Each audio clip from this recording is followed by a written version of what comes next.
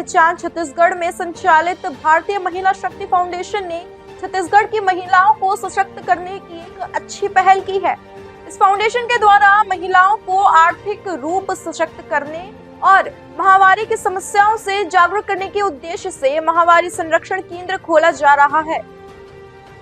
कोरबा मेरी उड़ान मेरी पहचान छत्तीसगढ़ में संचालित भारतीय महिला शक्ति फाउंडेशन ने छत्तीसगढ़ की महिलाओं को सशक्त करने की एक अच्छी पहल की।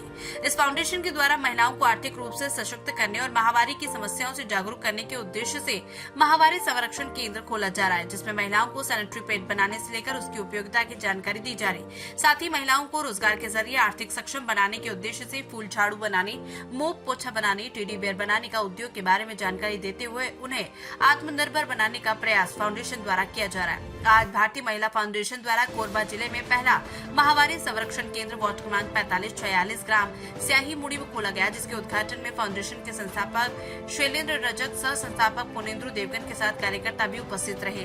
कोरबा जिले का पहला महामारी संरक्षण केंद्र श्रीमती प्रियंका प्रमोद मिश्र और उनके सहयोगियों द्वारा खोला गया, जिसमें महिलाओं को और स्कूली किशोरी बालिकाओं को महामारी उसकी समस्याओं के बारे में जानकारी दी जाएगी।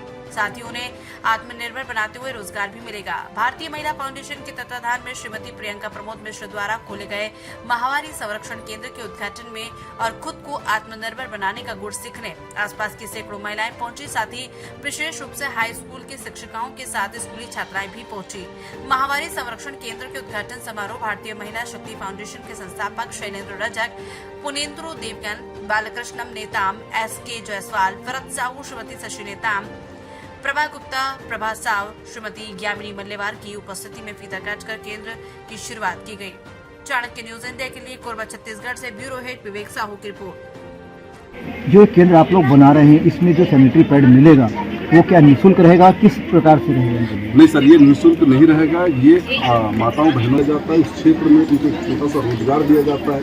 ये केवल एक महामारी जो संरक्षण केंद्र है, ये तो माताओं बहनों को जोड़ने का हमारा एक जरिया है, ताकि उनको सुरक्षित करके उनको उद्योग से जोड़ें, ताकि उनके छोटे छोटे रोजगार से आर्थिक रूप से मजबूत कर सकें। ये हमारी पहल है।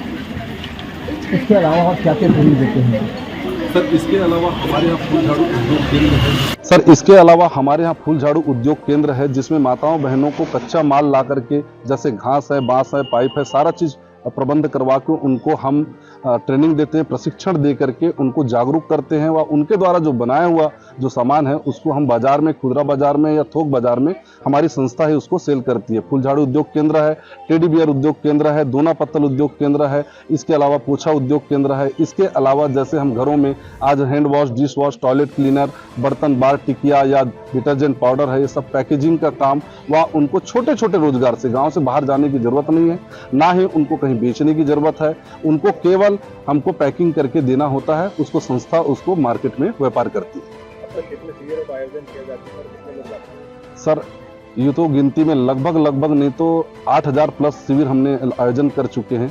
हम लोग 18 राज्यों में काम कर रहे हैं और लगभग आज की डेट में हमारे पास 52,000 पीरियड केयर सेंटर है, 1200 झाड़ू सेंटर है, 700 टेडी बियर सेंटर है एवं 400 प्लस हमारा दोना पत्तल उद्योग केंद्र केवल छत्तीसगढ़ के अलावा मध्य प्रदेश, उड़ीसा, झारखंड में भी लगा हुआ है। खबरें जो आपको सीधे जोड़ती हैं हमसे, जिनका आपकी जिंदगी पर होता है सीधा असर, खबरों की वही तस्वीर, बिना बदले, बिना डरे, जज्बा सच का लिए, सच दिखाते हैं। चाणक्य न्यूज इंडिया, हम हैं हिंदुस्तानी।